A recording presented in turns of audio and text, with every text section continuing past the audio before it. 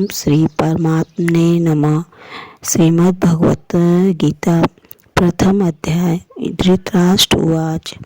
धृतराष्ट्र ने पूछा, हे संजय, धर्म क्षेत्र कुरुक्षेत्र में एकत्र युद्ध की इच्छा वाले मेरे और पांडु के पुत्रों ने क्या किया? अज्ञान रूपी धृतराष्ट्र और संयम रूपी संजय अज्ञान के मन के अंतराल में रहता है। अज्ञान से आवृत मन धृतराष्ट्र जन्मांध है, किंतु संयम रूपी संजय के माध्यम से वह देखता है, सुनता है और समझता है कि परमात्मा ही सत्य है।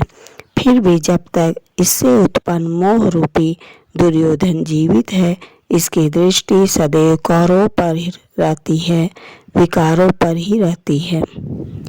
शरीर एक क्षेत्र है। जब हृदय देश में देवी संपत्ति का बहुमूल्य होता है तो यह शरीर धर्म क्षेत्र बन जाता है, और जब इसमें आसुरी संपत्ति का बाहुल्य होता है तो यह शरीर कुरुक्षेत्र बन जाता है। कुरु अर्थात करो, यह शब्द आदेशात्मक है। श्री कृष्ण कहते हैं, प्रकृति से उत्पन्न तीनों गुणों द्वारा परवश होकर मनुष्य कर्म करता है। वह क्षण मात्र भी कर्म किए बिना नहीं रह सकता। गुण उससे करा लेते हैं, सो जाने पर भी कर्म बंद नहीं होता। वह भी स्वास्थ्य शरीर की आवश्यक खुराक मात्र है। तीनों गुण मनुष्य को देवता से कीट पर्यंत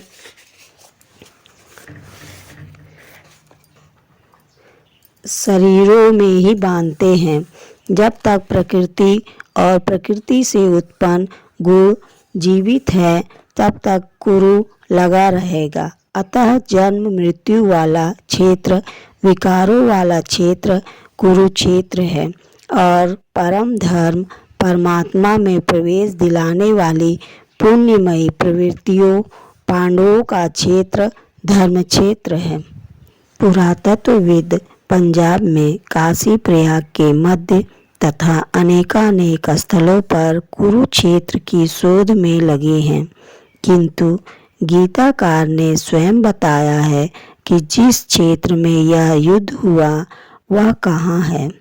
अर्जुन, यह शरीर ही क्षेत्र है, और जो इसको जानता है, इसका पार पा लेता है, वह क्षेत्रज्ञ है। आगे उन्होंने क्षेत्र का विस्तार बताया, जिसमें 10 इंद्रियां, मन, बुद्धि, अहंकार, पांचों विकार, ज्ञानेंद्रियों की 5 तन्मात्राएं, रूप, रस, गंध, शब्द और स्पर्श, यही इंद्रियों के 5 विषय हैं, और तीनों गुणों का वर्णन है। शरीर ही क्षेत्र है, एक अखाड़ा है। इसमें लड़ने वाली प्रवृत्तियां 2 हैं, दैवी संपत और आसुरी संपत। पांडु की संतान और धृतराष्ट्र की संतान सजाति और विजाति प्रवृत्तियां। अनुभवी महापुरुष की शरण जाने पर इन दोनों प्रवृत्तियों में संघर्ष का सूत्रपात होता है। यह क्षेत्र क्षेत्रज्ञ का संघर्ष है, और यही वास्तविक युद्ध है।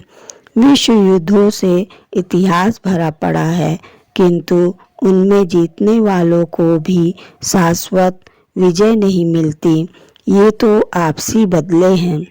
प्रकृति का सर्वथा समन करके प्रकृति से परे को सत्ता का दिग्दर्शन करना और उसमें प्रवेश पाना ही वास्तविक विजय है।